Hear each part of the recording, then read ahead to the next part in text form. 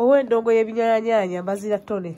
Bazira tone nze nava Masaka bangi mwandaba nga nvuga kamotoka kange mwalimu ebidongo byange gwe Kampala abazoleya ne beeyongera kamala kujjako esseno ya ne beeyongera naye kati endongo y'ebinyanya bagiwulira akati mwakajjawa akati feke nyini ffe kati kiki ekyabadde ekyengera soko ekyabadde ekyengera n'omuntu akiramuza bwenkanya ensi yonna yakirabye twadde tukuba ndongo tukuba ne twanaamiriza abantu abo bonna mu bamatse batani bajja mu kivvulu gwe wabalabye bazze twabalabe wamma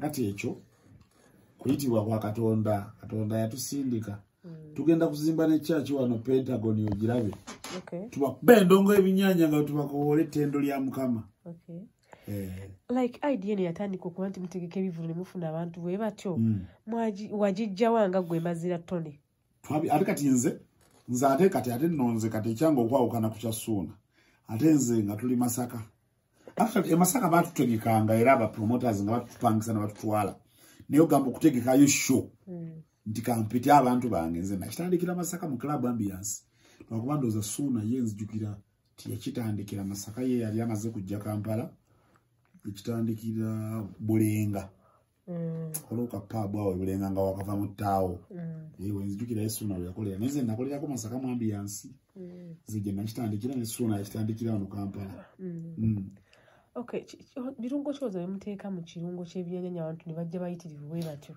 Kakati nze kanjogere nganze mbazira tuni.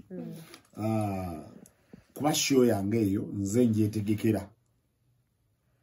Bola bakondi Stream Live Avenue kutusaako, I know you know what it means. Company yo. Kakati nkibeerera mu ddala. Buli kyolaba ekigenda mu maaso mu nkola. Nina working team. But I am the head, I am the leader of that team. Kitegeeza nti nze mba yekoze ki yetegese. Obulango obungi bwe mulaba butasirisa. Ideas zonna mu kulanga kugambye enkola ne team, but I'm always in position to lead the team. Okay.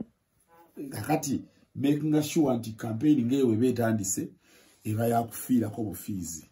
And nkakasa nti ekyo kivulu nomala kyo promoter javeri tugeza kuwadde miliyoni 5 nti gwe kiveemu tasobola kukikola nga bwe kibeera. Okay. Wafunye abantu bameka? Siyinza kumanya. Tonabala sente? Eyo tuveeyo mu mbozi za sente. Abantu ejja kuleetera ebizibu. Naye sinnaba kumanya kyoba omanya. Gwe mukutebeza kwalabye bameka? Naawe abantu bamanyi nti actually bana abatulaba bulijjo tukolera ku summit siwe twakoledde. Bulijjo tukolera mu kisaawe kya mupiira. Naye kati wano twabadde ate kirimu ebisaawe nga 3 eby'omupiira.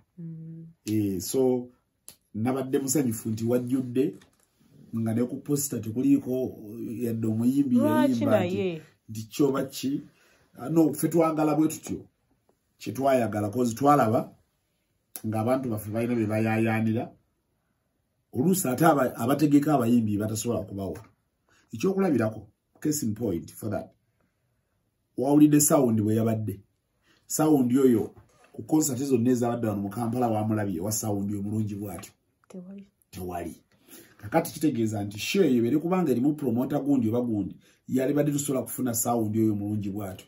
Secondly stage wagirabye tiyabadde overcrowded nti ona jayimbe n'oli ajayimbe okusinga twamaze obudde tugaba birabo byaffe MTN byadde tuwaddeko zibadde ba sponsors ba Skypins ba Newmans ba mujje tukole ba mazima ba mogo abantu bonna ba clients ba fabo ne ba ne babiranga twabawadde ebintu ba ride now ne tubagabira ebintu obudde obwazzeeko kugaba birabeere ba GTM computers ba DJ store ne tuwa abantu baffe ne guseka okuva obwo budde paka enkeera ku macha saawezi nga bakyalimu nga webali tebavaawo tunalaba ku video ku TikTok naliyo twabaleka nayo nga batebagala kuvaayo mu kisaawe wavaayo saawa mmeka saawa 11 nga bakyaliwo kakati fe abasembayo okuvaayo twavaayo saawa 2 ku macha nga webali ekyo waliwo kisanzewo ku kivuli ky'omuyimbi wano mu Uganda tewali. So kakati ebintu ebyo abantu baffe tubeebaza tubebaliza nnyo ddala mwebale batufuula babbeeyi abo abantu boolaba awo nyine wetwebuuliza olowooza lwaki kino kikolwa ky'okubala nga mutandise okubanga mutegeka ebivule n'okyebeererako wekka ababitusi bwe baakoze nze nkulaze nti abantu baffe basaagala nnyo okubakooya na performances nnyingi bannange muyimbi gundi azze wuuyo azze mba njagala babeera bazze kulaba ffe bajje kulaba ffe kozi olumu bamanyi tuyombesa kizibu ate muba temwalanze bayibi ate ne bajjanga bangi ne bajja ne batwala obudde bwaffe abantu baffe baddiisiko babaagala kukwata sikwizi kudigidda n'ebiringanga ebyo kirekawo industry nga bannamoto mbawadde kakisa kalala nako tekirina we kigireka kuba naffe ebivulu byaffe bivulu byabwe most of them tetubeerayo ninga ate bakyali baffe tubaagala era ne lukuno waliwo abayimbi abazze ne batuyimbirako Bafano yajja n'atuyimbirako Walukaga ajja n'atuyimbirako bangi ku luno nayo n'omwana Uncle Chumi yazze n'atuyimbirako so it was really massive kimu kitabadde ne wababitusi bayimbye bokka atera complaining n'agamba kyamuyisiza bubi nnyo kakati oyo ya complaining ani ya complaining Blindadi agitegeke